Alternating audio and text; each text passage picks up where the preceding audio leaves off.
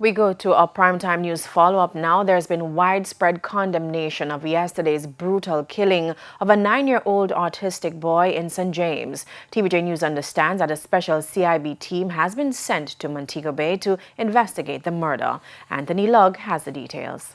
The gruesome killing of 9-year-old Gabriel King in St. James on Thursday has sent shockwaves across the country.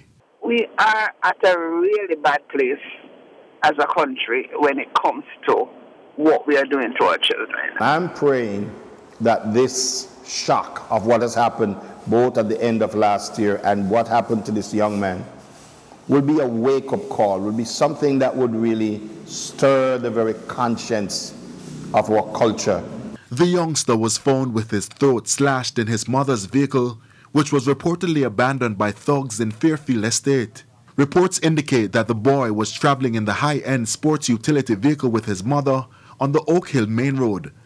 The woman reportedly slowed down to navigate a pothole when she was ambushed by gunmen.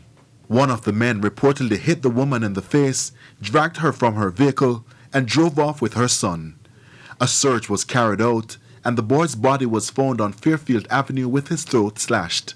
Head of the Child Protection and Family Services Agency, Rosalie Gage Gray, condemned the killing. It's just horrible.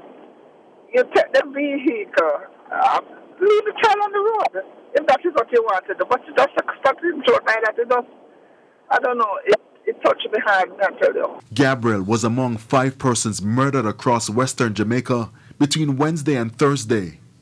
It's early days yet into the new year, but there are renewed concerns about crime and violence.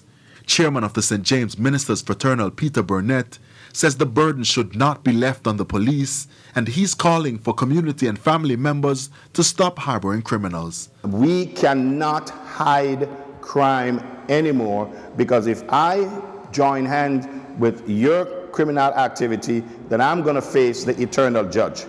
That person, even though they may get away from the police or not or whatever, they will always be subject to God's eternal judgment. Anthony Lugg, TVJ News.